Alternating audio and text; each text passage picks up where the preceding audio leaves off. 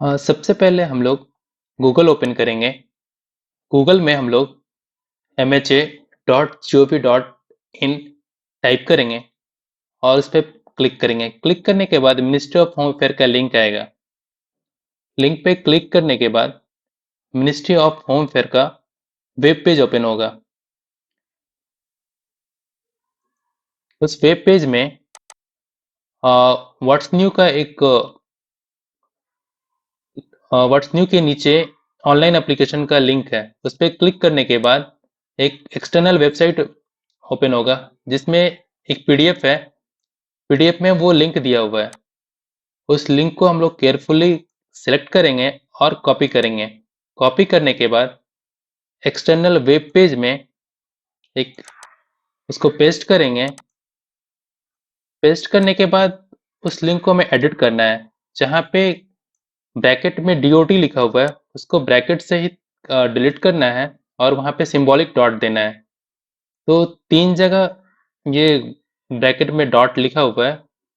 तीनों जगह पे एडिट करके सिंबॉलिक डॉट देने के बाद हमें इंटर प्रेस करना है। इंटर हम लोग जैसे ही प्रेस करेंगे तो एक एक्सटर्नल वेब पेज पे जाएगा। एक एक्सटर्नल वेब पेज ओपन होगा जो ऑनलाइन एप्लीकेशन का वो प्रॉपर पेज है जहाँ से हम लोग आगे प्रोसीड करेंगे। इसमें बहुत सारे लिंक्स दिए गए हैं। जैसे एडवर्टाइजमेंट अगर पढ़ना है तो उसका अलग लिंक है, पीडीएफ इसमें डाला हुआ है। उसके बाद इंस्ट्रक्शंस का लिंक है और लॉगिन और रजिस्ट्रेशन का है। तो सबसे पहले हम लोग रजिस्ट्रेशन करेंगे। तो रजिस्ट्रेशन के लिए टू रजिस्टर के आगे क्लिक हियर का एक लिंक है, तो वहाँ क्लिक करेंगे। क्लिक करने के बाद वेब पेज ओपन होगा। उस वेब पेज में बहुत सारे डेटा फिल करना है रजिस्ट्रेशन के लिए। तो बेसिकली इसमें पोस्ट नेम सेलेक्ट करना है। पोस्ट नेम में assistant central intelligence officer grade 2 वो सेलेक्ट करने के बाद हमें कैंडिडेट्स या एप्लीकेंट्स का फुल नेम लिखना है जो मैट्रिकुलेशन सर्टिफिकेट के अंतर्गत सही हो।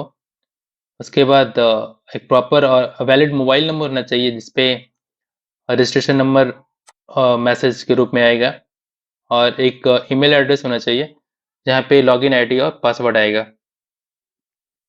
तो ये सारे डिटेल हमें केयरफुली फिल करना है ताकि आगे का जो प्रोसेस होगा, चाहे एडमिट कार्ड हो, चाहे रिजल्ट अनाउंस करना हो, तो ईमेल या मोबाइल के मैसेज के थ्रू आएगा। तो ये सारी डिटेल केयरफुली भरना है।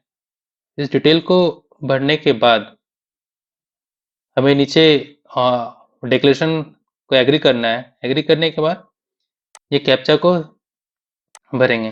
कैप्चा को भरने के बाद रीवेरीफाई करना है।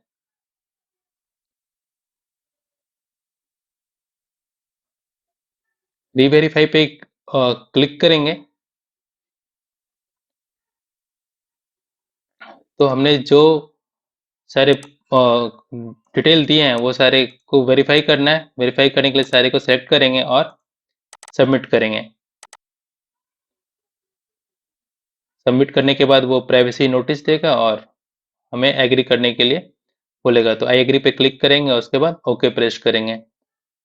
ओके प्रेस करने के बाद रजिस्ट्रेशन सक्सेसफुली का मैसेज आएगा और उसमें रजिस्ट्रेशन नंबर रहेगा। इस तरह से हमारा रजिस्ट्रेशन प्रोसेस कंप्लीट होता है। तो आगे का प्रोसेस करने के लिए गो टू एप्लीकेशन पे क्लिक करेंगे।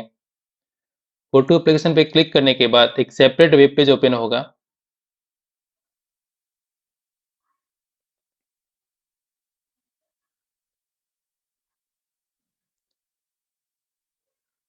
इस वेब पेज में बहुत सारे डेटा फिल करना है जो पर्सनल डिटेल्स से लेके आपको कम्युनिकेशन डिटेल है, qualification and experience, document and payment, ये सारे डिटेल भरना है। तो इसमें जैसे स्टेट सिलेक्ट करना है जहाँ हमें एग्जामिनेशन देना है। तो 5 स्टेट, मिनिमम 5 स्टेट सेलेक्ट करना है और सारे कंपलसरी है। और उसमें 5 स्टेट के अंतर्गत एक पर्टिकुलर सिटी सेलेक्ट करना है।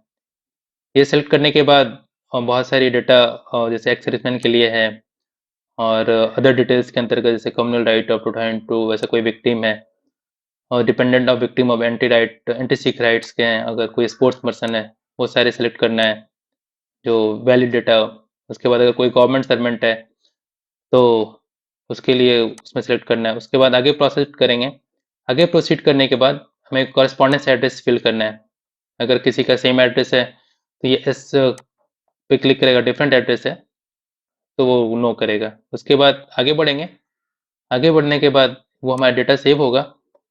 तो इसके बाद क्वालिफिकेशन एक्सपीरियंस का डिटेल देना है, जिसमें बेसिकली मैट्रिकुलेशन का डिटेल देना है। तो मैट्रिकुलेशन में बोर्ड का किस ईयर पास किए हैं, ईयर ऑफ पासिंग, किस स्कूल या कॉलेज से पढ़े हैं, तो इसमें कॉलेज का नाम देना है, क्या सब्जेक्ट रहा है, अगर किसी ने आर्ट्स से पढ़ा है या फिर कुछ डिफरेंट सब्जेक्ट रहा है। बेसिकली सब्जेक्ट्स ये Hindi, English, science, social science, maths ये होते हैं, ये सिलेक्ट करना है। उसके बाद क्वालिफाइड, उसके बाद परसेंटेज और उसमें मार्क्स डालना है। उसके बाद मैट्रिकुलेशन के बाद इंटरमीडिएट का डिटेल्स देना है। तो डिटेल्स सेम टू जैसे मैट्रिकुलेशन का था वैसे ही इसमें भरना है। बेसिकली सब्जेक्ट इसमें जिसके फिजिक्स, केमिस्ट्री, मैथ्स है वो चेंज करना है, और क्वालिफाइड में क्वालिफाइड पास, परसेंटेज और कितना परसेंट है वो फिल करना है। ये एसेंशियल क्वालिफिकेशन डिटेल्स में आ गया। ग्रेजुएशन, ग्रेजुएशन में आपने जिससे ग्रेजुएशन किया है वो सब्जेक्ट देना है। स्पेशलाइजेशन कौन से सब्जेक्ट से आपने पढ़ाई की है, जैसे अगर आर्ट्स के किसी खास सब्जेक्ट से पढ़ी है, जैसे हिस्ट्री, इकोनॉमिक्स, तो उसमें डाला, या किसी ने बीटेक किया है तो उसने किसमें स्पेशलाइजेशन रहा उनका, मैकेनिकल इंजीनियरिंग, कंप्यूटर साइंस, तो वो लिखना है। किस कॉलेज से पढ़ा है तो वो इंस्टीट्यूट का नाम देना है, सिटी का नाम देना है जिस सिटी से पढ़ा है।